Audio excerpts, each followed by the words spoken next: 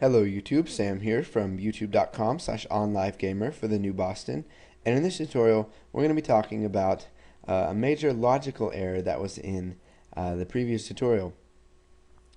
Now if you remember, for the enemy it's going to access current enemy.attacks at the index of current enemy.attackNum. Now you can see for each one of the enemies we have different attack arrays. So we got zombie attacks, we've got villain attacks, and other stuff.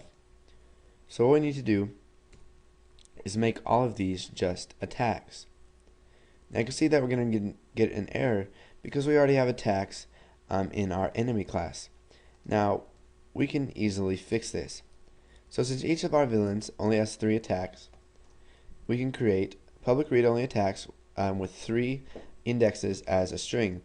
And now for each one of those indexes we're going to have to add an attack. So attacks at index of 0 is going to be equal to eat brains.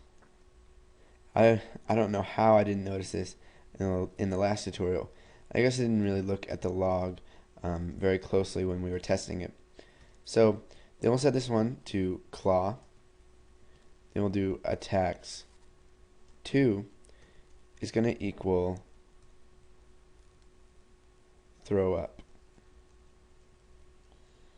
Okay, so now that we have the indexes in our attacks, what we need to do is make that for each one of the classes. I'll pause and come back once that's finished. Okay, so now that that has finished, you can see that I've got the I've added the items to the array in zombies, dragon, and villain VB. So now we can come into form1.vb, and let's see here, we've got attacks and then attack num and then attack damage. And you can see that we made attack damage in the same way that we did attacks. Now let's come back here to enemy, and we'll just take this out to make sure that nothing bad happens. So we got public overridable sub attack and then user health. So what we can do is we can just get rid of all of this. Because we have overridden this sub in each and every single one of our other classes that inherit from enemy, this doesn't have to have anything in it. It's just there so that we can use it. So let's say, for example, we have current enemy of type enemy. We wouldn't be able to call current enemy.attack if it wasn't declared in enemy. And because it's overridable and we've overridden it in every single one of the classes, all we have to do is just leave an empty sub in here. So it's there for us to use, but it's already overwritten. So let's go ahead and run this, and hopefully we won't get any errors. And let's see here. We've got event logger. We'll go ahead and shrink it down a little bit so we can attack. And it says anchor throw. You can see that zombie has used claw. Punch, claw, anchor throw, eat brains for 10 damage. Anchor throw, eat brains for another 10 damage. Punch, claw for 5. Claw for 5.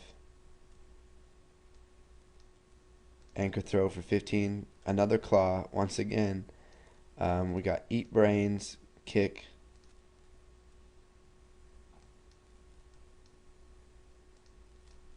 And you can see that Popeye has 1. So let's go ahead and close out of this. And we will close out of that right there. Let's just go ahead and make sure that everything works fine. So you can see that we didn't get any throw ups here. So let's see what went wrong. We need to make this with a max value of 3, so that it will generate 0, 1, or 2. Now let's just make sure we've done that in each one of these classes. Surprised I never found that error. But we'll go into zombie. Zombie's fixed, and we need to fix villain here. So apparently the whole time it hasn't been ever going to case 2. So now that we've got all that sorted out, let's go into form 1. Now I know I might get some comments from people not liking that I'm getting errors and that I have to fix them.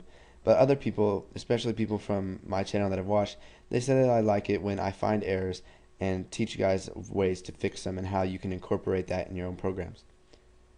Okay, so when the enemy attacks, if Popeye is lost, let's go ahead and add that to the log. So new log dot add event, and we just want to say Popeye has lost.